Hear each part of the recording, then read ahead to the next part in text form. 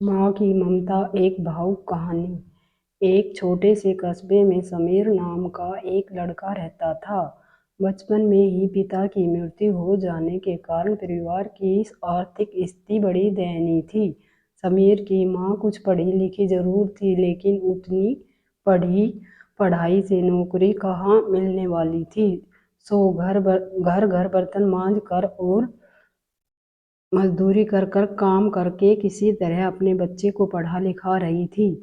समीर स्वभाव से थोड़ा शर्मीला था और अक्सर चुपचाप बैठा रहता था। एक दिन जब वो स्कूल से लौटा तो उसके हाथ में एक लिफाफा था।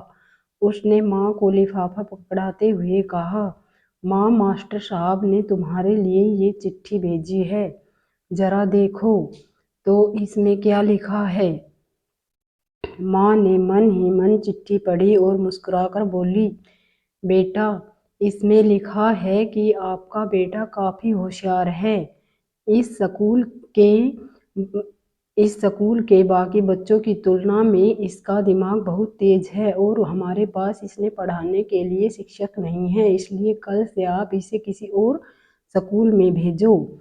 यह बात सुनकर समीर को स्कूल न जा सकने का दुख तो हुआ, पर साथ ही उसका मन आत्मविश्वास से भर गया कि वो कुछ खास है और उसकी बुद्धि तिरव है।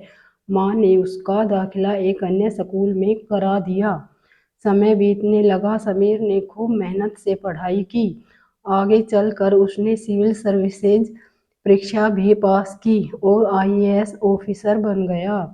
समीर की माँ अब बूढ़ी हो चुकी थी और कई दिनों से बीमार भी चल रही थी और एक दिन अचानक उनकी मृत्यु हो गई।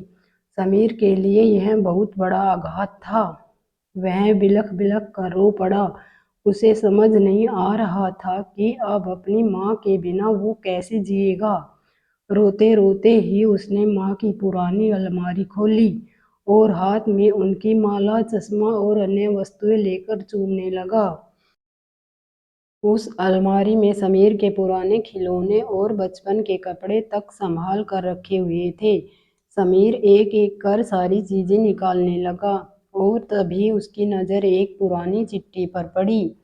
दरअसल ये वही चिट्ठी थी जो मास्टर साहब ने उसे 18 साल पहले दी थी। नम आंखों से समीर उसे पढ़ने लगा। आदरणीय अभिभावक, आपको बताते हुए हमें अफसोस हो रहा है कि आपका बेटा समीर पढ़ाई में बेहद कमजोर है और खेल कूद में भी भाग नहीं लेता है। जान पड़ता है कि उम्र के हिसाब से समीर की बुद्धि विकसित नहीं हो पाई है, अतः हम इसे अपने विद्यालय में पढ़ाने में असमर्थ हैं। आपसे निवेदन है कि समीर का दाखिला किसी मंद बुद्धि विद्यालय में कराए अथवा खुद घर पर रख कर इसे पढ़ाए।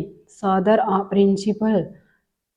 समीर जानता था कि भले अब उसकी माँ इस दुनिया में नहीं रही, पर वो जहाँ भी रहे उनकी ममता, उनका आशीर्वाद सदा उस पर बना रहेगा।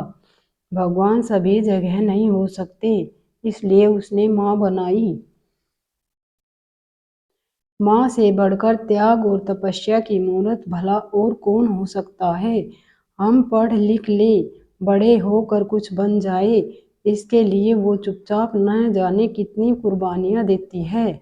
अपनी ज़रूरतें मार कर हमारे सुख पूरा करती है। यहाँ तक कि संतान बुरा व्यवहार करे तो भी माँ उसका भला ही सोचती है। सचमुच माँ के जैसा कोई नहीं हो सकता। धन्यवाद दोस्तों, मेरे चैनल को सब्सक्राइब करें और मेरी वीडियो को लाइक करें, शेयर करें।